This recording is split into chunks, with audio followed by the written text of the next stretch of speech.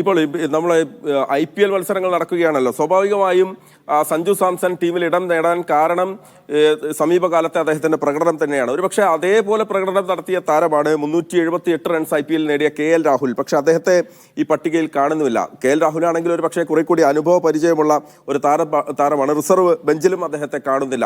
KL രാഹുലിനെ മാറ്റി നിർത്തിയതിലൂടെ എന്തായിരിക്കും സെലക്ടർമാർ ഉദ്ദേശിച്ചിട്ടുണ്ടാവുക? താങ്കൾക്ക് എന്താണ് തോന്നുന്നത്?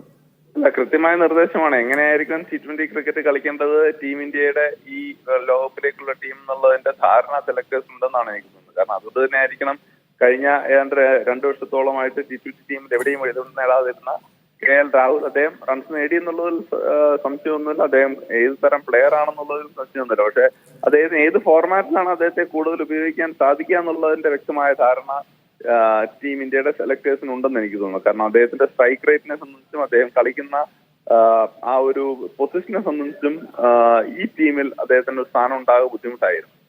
സഞ്ജു ഇന്ത്യൻ കുപ്പായത്തിൽ ലോകകപ്പിൽ ഇറങ്ങുമ്പോൾ വ്യക്തിപരമായി താങ്കൾക്കും അതൊരു സന്തോഷത്തിന്റെ നിമിഷമാകും. കാരണം താങ്കളുടെ കേരള ടീമിനെ നയിക്കുന്ന സമയത്താണ് സഞ്ജു, ആ ഘട്ടത്തിലാണ് കേരള ടീമിലേക്ക് ഉൾപ്പെടെ വരുന്നത്. വ്യക്തിപരമായി എത്രത്തോളം സന്തോഷമുണ്ട് സഞ്ജുവിന്റെ ഈ നേട്ടത്തിൽ? ഈ ഇന്ത്യൻ കുപ്പായത്തിൽ സഞ്ജു ലോകകപ്പ് കളിക്കുമ്പോൾ എന്ത് തോന്നുന്നു? ഒരുപാട് സന്തോഷം. അതിനേക്കാളൊക്കെ ഒരുപാട് റിലീഫ് ഉള്ളതുപോലെയാണ് തോന്നുന്നത്. കാരണം ഏത് സമയത്തും പലപ്പോഴും ഇത് ആദ്യമായിട്ടല്ലല്ലോ ഇത്തരത്തിലുള്ള സാഹചര്യങ്ങളിൽ സഞ്ജു ഉണ്ടാകുന്നതും. പല സമയത്തിന് തൊട്ടുമുമ്പോൾ എല്ലാ സാഹചര്യങ്ങളും സഞ്ജു ഒഴിവാക്കപ്പെടുകയായിരുന്നു. പക്ഷെ കഴിഞ്ഞ അദ്ദേഹത്തിന്റെ ഇന്നിങ്സ് കൂടി കണ്ട സമയത്ത് ഇപ്പോഴില്ലെങ്കിൽ ഇനി എപ്പോഴെന്നുള്ള ചോദ്യം ക്രിക്കറ്റിനെ സ്നേഹിക്കുന്ന എല്ലാവരുടെ ഭാഗത്തുനിന്നും ഉണ്ടായിട്ടുണ്ട്. അത് ഒരുപക്ഷെ ഒരിക്കലും ഒഴിവാക്കാൻ സാധിക്കാത്ത തരത്തിലേക്ക് സഞ്ജു എന്ന ആ ക്രിക്കറ്റർ വളർന്നിരിക്കുന്നു എന്നുള്ളതിന്റെ ഒരു തെളിവാണെന്ന് എനിക്ക് തോന്നുന്നത്. യെസ്, വളരെയധികം നന്ദി ശ്രീ സോണി ചെറുവത്തൂർ. എന്തായാലും പറഞ്ഞതുപോലെ ഇപ്പോഴില്ലെങ്കിൽ പിന്നെ എപ്പോൾ എന്നുള്ളൊരു ചോദ്യം തന്നെയാണ് ആരാധകരും കഴിഞ്ഞ ദിവസങ്ങളിലൊക്കെ ഫരീഷ ചോദിച്ചിരുന്നത്.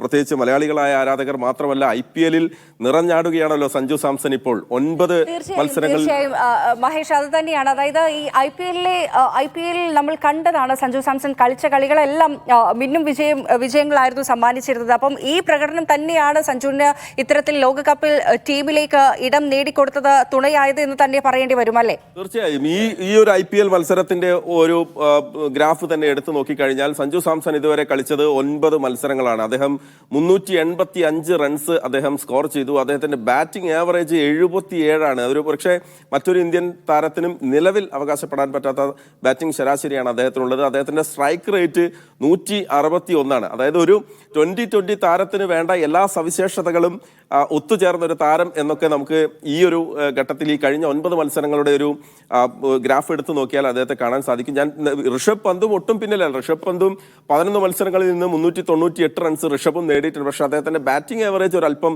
താഴേക്കാണ്. സ്ട്രൈക്ക് റേറ്റും സഞ്ജുവിനെ അപേക്ഷിച്ച് ഒരല്പം താഴെയാണ്. KL രാഹുൽ നേരത്തെ പറഞ്ഞതുപോലെ തന്നെ മികച്ച രീതിയിൽ ബാറ്റ് വെച്ചു. അദ്ദേഹം 378 റൺസ് അദ്ദേഹം ഈ IPL സീസണിൽ അദ്ദേഹം നേടിയിട്ടുണ്ട്. പക്ഷേ ഒരു 3ാം വിക്കറ്റ് കീപ്പറുടെ റോൾ അനിവാര്യമല്ലാത്ത സാഹചര്യത്തിലാവാം എന്തായാലും ഋഷഭ് പന്തിനെ KL രാഹുലിനെ ടീമിൽ നിന്ന് തഴഞ്ഞിട്ടുണ്ടാവുക. മറ്റൊരു സുപ്രധാനമായ തീരുമാനം ഹാർദിക് പാണ്ഡ്യ ഉപനായകനായി വന്നതാണ് ഫരീഷ. കാരണം ഹാർദിക് പാണ്ഡ്യ ടീമിലേക്ക് വരുമ്പോൾ അദ്ദേഹത്തിന്റെ ഫോം മോശമാണ്. ഈ IPL-ൽ അദ്ദേഹം പ്രതീക്ഷിച്ച ഒരു പെർഫോമൻസ് അദ്ദേഹത്തിന്റെ ഭാഗത്തുനിന്ന് വന്നിട്ടില്ല എന്ന് വിമർശനമുള്ളപ്പോൾ തന്നെയാണ് അദ്ദേഹത്തെ വീണ്ടും വൈസ് ക്യാപ്റ്റന്റെ ഉപനായകന്റെ കുപ്പായത്തിലേക്ക് BCCI കൊണ്ടുവരുന്നത്. വളരെ അഗ്രസീവായ ഒരു പ്ലെയറാണ് ഹാർദിക് പാണ്ഡ്യ എന്ന് നമുക്കറിയാം. അതുകൊണ്ട് തന്നെ പ്രത്യേകിച്ച് 2020 ഫോർമാറ്റിൽ, ചെറു ക്രിക്കറ്റിന്റെ ഫോർമാറ്റിൽ വളരെ അഗ്രസീവായി പന്തെറിയുകയും അതുപോലെ തന്നെ ബാറ്റ് ചെയ്യുകയും ഫീൽഡ് ചെയ്യുകയും ഒക്കെ ചെയ്യുന്ന ഒരു താരമാണ് അദ്ദേഹം. എന്തായാലും രോഹിത് ശർമ്മയോടൊപ്പം ഇന്ത്യയെ നയിക്കാൻ ഉപനായകനായി ഹാർദിക് പാണ്ഡ്യയുണ്ട്. നമ്മളെ അമ്പരപ്പിക്കുന്ന 1-2 കാര്യം.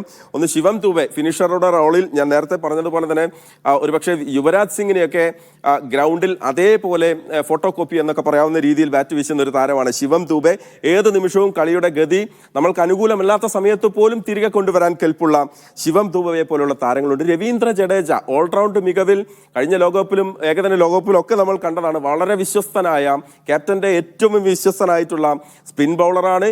ഏത് ബാറ്റിംഗ് മേഖലയിലും അദ്ദേഹത്തെ ഇറക്കി പരീക്ഷിക്കാൻ സാധിക്കുന്ന ഒരു പ്ലെയറാണ്. ആ അർത്ഥത്തിൽ ജഡേജയുമുണ്ട്. സന്തുലിതമാണ്, ഒത്തിണക്കമുള്ള ഒരു ടീം എന്ന് വേണമെങ്കിൽ പറയാം. ഒരിക്കൽ കൂടി പറയാം, രോഹിത് ശർമ്മ നായകനായി എത്തുമ്പോൾ യശസ്വി ജയ്സ്വാളും വിരാട് കോഹ്ലിയും ഇറങ്ങും. യശസ്വി ജയ്സ്വാളും രോഹിത് ശർമ്മയും ആകും ബാറ്റിംഗ് ഓപ്പൺ ചെയ്യുക. 1-ാം നമ്പറിൽ 1 ഡൗൺ 3-ാം നമ്പറിൽ വിരാട് കോഹ്ലി തന്നെ ഉണ്ടാകും. കോഹ്ലിയുടെ കാര്യത്തിലും ഈ ഒരു സംശയം ഉണ്ടായിരുന്നു നേരത്തെ. കാരണം വിരാട് കോഹ്ലിയെ ലോകകപ്പ് ടീമിൽ നിന്ന് T20 ടീമിൽ നിന്ന് മാറ്റി നിർത്തിയേക്കുമെന്ന് നേരത്തെ റിപ്പോർട്ടുകൾ ഉണ്ടായിരുന്നു. അതിൽ പ്രധാനപ്പെട്ട ഒരു കാര്യം, വലിയ സ്കോറുകൾ അദ്ദേഹം നേടുമ്പോൾ അദ്ദേഹത്തിന്റെ ബാറ്റിംഗ് ശരാശരി സ്ട്രൈക്ക് റേറ്റ് കുറവാണ്, അതായത് കൂടുതൽ പന്തുകൾ അദ്ദേഹം കളിക്കുന്നു എന്നുള്ള വിമർശനം ഉണ്ടായിരുന്നു.